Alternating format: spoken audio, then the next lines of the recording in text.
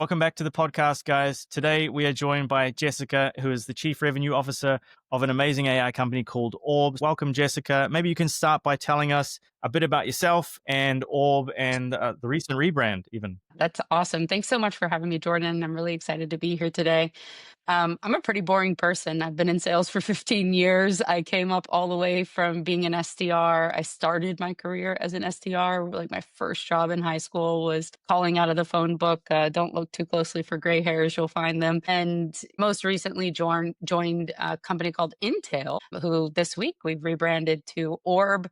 And company was built on the premise that relationships have always been important. They've always been an amazing part of a go-to-market strategy, but they've been absolutely impossible to identify and scale from a technology standpoint. And we have utilized AI now to find a way to show organizations and orchestrate relationships within their go-to-market strategies. It's an infrastructural thing. It's our ability to do something, quite frankly, that no company's ever been able to do before, is meshing all of this unstructured data with structured data, giving you real and accurate insights and showing the reality of relationships within your organization and how to plug them into making more deals. Our tagline is your next deal is closer than you think. That's kind of the premise of our organization. I love that. And just before our call, I was watching the video. If anyone hasn't Yeah. watched it, I'll link it down below. It's very well done, but it explains how important relationships are, and it paints a very realistic picture of the state of the market right now. Who do you typically serve the best? Like who uses Orb and gets the best results? Clearly sales teams. We have other functionalities for CS teams that is beneficial. I even group CS into a sales team, though. I think revenue organizations, marketing, sales, CS. But I would say the personas within them range from everybody from SDR managers and team leads all the way to CROs, who are all kind of stuck in the revenue organization today, looking for new ways to grow, because our traditional or our foundational channels have waned a little bit. It's not that they're dead. I don't think cold calling is dead. I think unintentional cold calling is dead. Cold email, I'm sorry to say, is probably a little bit more dead than we wish to admit, because these inboxes are just like totally categorizing those of us doing cold emails out. LinkedIn's been an amazing channel now, but how do you get the humanity back into it? I think CROs, CMOs, CCOs, all the C's, all the way down to the people using it every day are the people that we want to talk with. Okay. And was there like an aha moment that some of the founders had that led to the creation of Orb, or was there like a gap in the market that you guys spotted and went after? I'm actually going to tell you about my aha moment, because it's a little bit more interesting, at least in my opinion. Of course, everybody likes to talk about themselves, but I was actually a buyer of our tool before I became the CRO here. And I had gone into the market, and what I knew was that we were a high volume, lower ACV sales cycle, and we had to find a way to put people back at the center of our sales cycle. We had to monitor people, we had to track people, we needed to utilize referrals accordingly. And we just had no programs for it. I went out and scoured the entire market for what tool would fit. And there's a lot of great tools out there from an orchestration standpoint, but I was drawn to Orb because of the data. And this is an important thing to say, because if you can't start with the data, it doesn't matter what you orchestrate, because you're going to be chasing a bunch of fake signals out there. So Orb started really as a job change company, and the founders quickly realized that this was such a small signal. It wasn't enough to keep companies long term, to stay inside of the revenue machine long term. So we started to look at the data that we had and how could we use it in a compounding way, in a way that companies wouldn't run out of signals for a long time. We started to utilize people's career histories to understand who they knew. And this became compounding, because every customer you add to your organization brings their own little network of people that they've worked with in the past. And when you're selling into industry specific types of organizations, they need that, because they need to know all the people that I use e-commerce as an example. E-commerce person moves from e-commerce 1 to e-commerce 2 to e-commerce 3, kind of all in the same positions.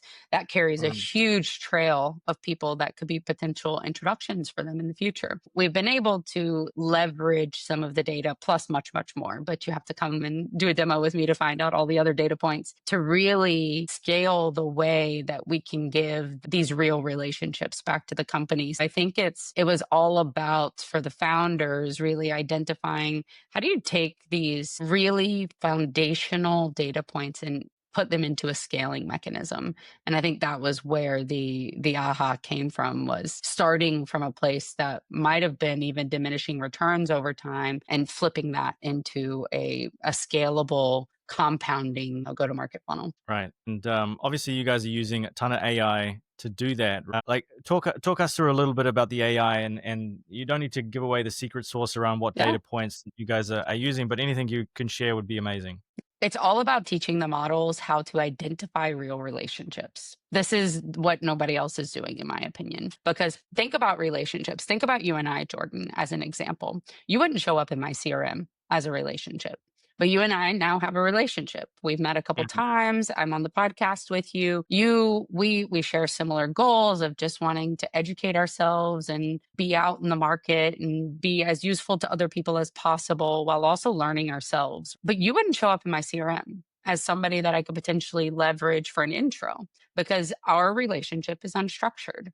You came to me not ever Mhm. as somebody I would sell to, maybe, but that wasn't the initial starting point. It's not like I put you in my calendar as a Calendly link that would feed back to my Salesforce that would give me updates. And Right. companies are riddled with these type of relationships. And the idea is to teach the models how to identify these sorts of relationships. How do we prove that Jessica and Jordan actually know each other and aren't just connected on LinkedIn? Almost every tool Mhm. out there uses LinkedIn connections as their primary functionality for relationship modeling. You don't know any of your LinkedIn connections. The standard is less than 4%.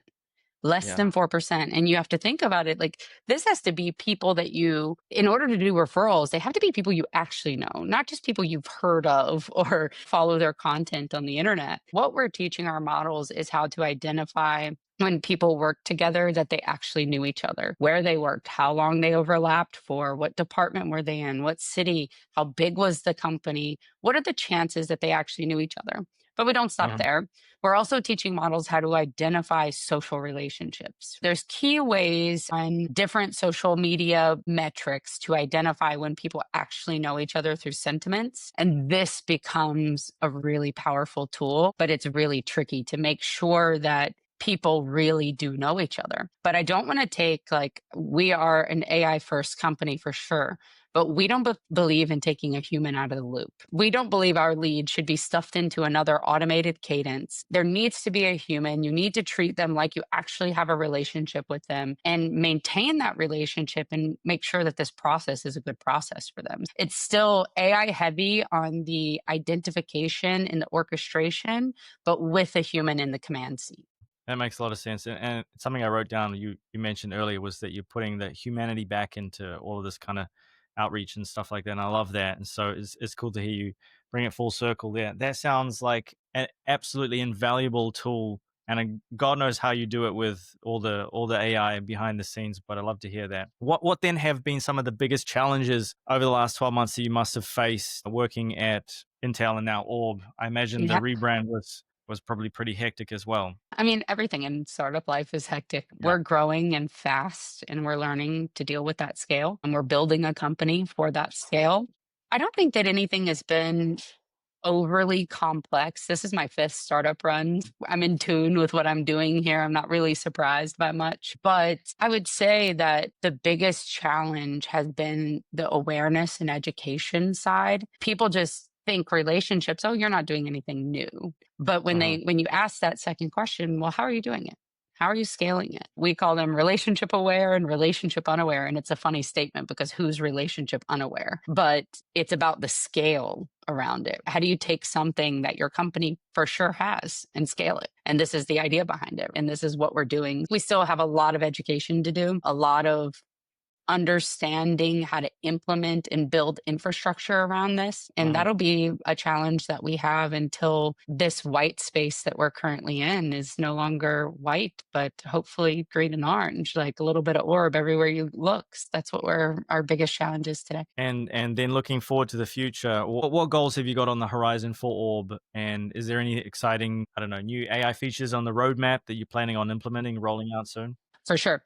I think the future is all about how do we use the technology that we have, and the technology that we have is changing every single day. We need to stay on the Mm. forefront of that. But then how do we use it to identify and orchestrate relationships better? So currently we're integrating Gen AI into the entire orchestration process.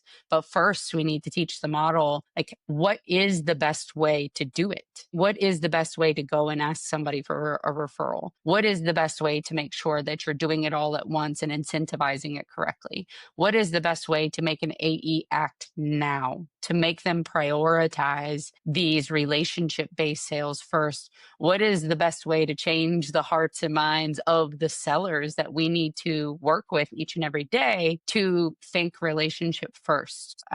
This is what our integration of AI is going to be in our tool, is making it easier to let the human do and prioritize what they need to focus on. I would say roadmaps and startups are funny because it's not like it's a year away. It's like 30 to 60 days out. We're moving fast and it's going to happen very soon. But I think forward facing, even that, is like how to unlock people who can help you even more. Who do you need to network with in order to have more access? Thinking forward to inclusion into different spheres, HR, we have implications of how to use relationships across the entire organization, making sure to build the tool and a functionality for that type of expansion is coming. And of course, we're always, always, always looking for new verified ways to look for new relationships. How do we identify more? That's something that we're doing every single day because companies still need to cast a wide net. Spray and pray got a bad name for itself because of its effectiveness and how it ruined the market for everybody. But the Mhm. concept of what that functionality was trying to do, which is cast a wide net and get the interest, is still needed. We just need to do it more effectively. Right, makes a lot of sense. So sticking on AI for a second, then Jessica, what are you seeing as the biggest AI trend at the moment? Wow, what isn't an AI trend these days? I feel Yeah. like every little company in the world is popping out of the woodworks here. Something I read in the last 2 weeks is very interesting, and I brought it up in one of my chief cohort meetings this past week. It'll be, how do we move, and I don't know if this is a trend, but just something I saw interesting. How do we move from using AI more like a search engine, like a Google? And how do Hmm. we transition ourselves to using it more like an operating system? And I think the kids that have come up, and I say kids, I really sound so old on this podcast, but the people that are just entering the workforce now are some of the most capable people in the world at utilizing AI and agentic systems as an operating system. The whole thing of like AI is going to replace all jobs, I don't think it's true, but I think the foundation that it's built on has some premise. We all need to adapt. We all need to change. We all need to figure out how to be more efficient and do similar amounts of work, if not more, because that's what the Hmm. market's demanding of us. So I like this, and I'm always trying to learn as well. How do I move everything that I do into a more efficient operative cycle through the utilization of AI? Like, where can we take humans completely out of the loop? Things like enrichments and making sure that we know who the people we're targeting are. That's a computer job these days. That used to Yeah. be a human's job. Now it's a job for AI. So I think we need to keep our eye out on how do we make ourselves the most differentiated and the most efficient through AI. And that's one of the things I'm toggling with today. So maybe that's a Mhm. trend, maybe that's not. It's just something I'm super interested in. I've heard something similar, and there was the comparison to an operating system versus a search engine, and that made a lot of sense to me as well. So then looking at Orb then, Jessica, how are you guys like acquiring customers? Is there any outreach? Are you doing cold calling? Are you sort of going down those paths, or what does that look like? We have like 4 or 5 different functioning funnels right now, which is pretty common for sales leaders. You always need more than one route that's working. Yes, we still cold call, but we don't do it aimlessly. I talk to so many revenue leaders every day, and I start with, who is your ICP? Who is your persona? What problem are you fixing? What is your messaging for that? We spent probably the first, before I even joined Orb, we spent the first 3, 4 months just talking about, who are we selling to? We needed to get that down pat before we ever picked up the phone once. We don't aimlessly cold call. Of course, we drink our own champagne. We utilize our own network and our own customers to help us grow and to help us find our next deal. We also are really big on in-person events. Mhm. People are desperate for human connection right now, to be with each other, to have conversations. You'll see coming up on my LinkedIn a series of dinners that we're going to host all across the US to meet with sales leadership teams and talk about, and it's not a pitch slap, it has nothing to do with us, but it's to talk about the problems that we're facing, how quickly our jobs are changing, how we can support each other, and to build a network with each other. And we're leaning in heavily on meeting people where they are, solving problems with people, and being face to face. But we do all the normal stuff. Like, nobody's excused from still trying everything. I think we just need to be so much smarter in the way it's executed these days. And it's interesting to hear that you spent a lot of time on the ICP go to market. A lot of the times when I speak to clients, they're like, "Yeah, let's just get the leads and aimlessly attack them." And I'm like, if we do that, we're just going to be part of the 90% of people who just spam you. But approaching it with solving a clear problem for a very specific person is always the way to go. So it's refreshing to hear you say that. How do you do it when you get a customer that comes in and has no clue who their ICP is, and you're faced with like building a marketing and agenda for them? How do you Hmm. walk them through the process if they're starting from scratch? What are some of the steps that they need to take or synthesize on? If they've had no clients before, No, just if they're like, maybe they're even lost. Maybe they do have clients. Like when I came to Intel/Orb, we had clients. We had plenty of clients, but we still needed to focus, because when you focus, it also allows you to focus on product and build mm, one product for one solution, right? When you're young, focus is important. When it comes to the marketing side, is more my question. When you're starting to think about what your messaging is and what your brand looks like and the things that you need to put out into the world to represent yourself, what are some of the tips that you give them to help them narrow down that ICP? Or is this something you send them home to think about and then come back to you? well, it's interesting you asked that. I've done like 40, 50 of these, and that might be the first time somebody's asked me to like share some of my insights. I Yeah. appreciate that. I would always look at existing clients and speak to them and ask them questions like, why did they purchase? What did they love about the product? Why did they almost not purchase? That's always an interesting question to ask. Was there something that they were, okay, fine. What was that like hesitation? How can we solve that? How can we deal with that? Looking at competitors and reviews, I find you get some really interesting insights, but always coming back to, does the customer have a bleeding neck problem? Are they easy to target? Does our solution solve a bleeding neck problem for these people? How can we differentiate ourselves from everything else in the market? Putting together an offer like that makes a lot of sense. And have you heard of a guy called Alex Hormozy? Mm-mm, no, No, he's I'll written a whole look them bunch up of books. after this. Definitely. There's a lot of stuff of his online. He wrote a couple of really fascinating books. One was around how to build an offer, one was around how to generate leads. And I always come back to the value equation and then talking to the founders about, what value do you bring to the market and how can we define it? And then how can we speak to the client? How can we speak to your customers and use their words in our offer and our messaging, if that makes sense? Yeah. I think you just spoke to where marketing meets go to market, or where marketing meets sales. If we bundle them all under go to market, it's like sales often forgets about the customer journey. Whereas marketing seems to be too focused on the customer journey. Like, okay, they're going to come in here, they're going to get this. And then, okay, how do we blend these things together? And I think the value statement that you said there is like a double click moment for everybody here. I think all organizations struggle with this, including mine. How do you put value to your mission, to your product in every stage of the process? Scale it. Whoever it fits for is your ICP. It's like the system, the output of the system that you built is the perfect result because that's what systems are. If you build the system that supports the value and the mission all the way through, and the person that can last all the way through that is your ICP. And you can back into it. That's what we did at Orb is, okay, where do we see the least amount of product requests coming in to change the product in some way? Okay, those people, not our ICP. Where do we see the aha moments happen the earliest? Okay, those people come to our ICP bucket. Where do we see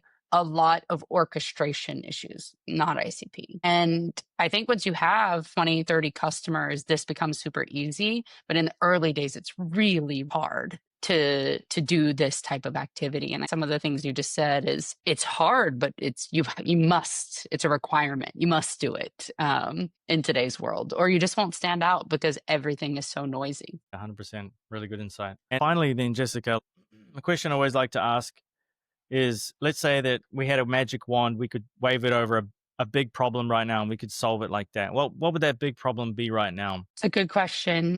It's an opportunity and a problem, but things are changing so fast. And I think that revenue leadership positions are being demanded of today this exact same, if not more, than they were at a growth at all cost market.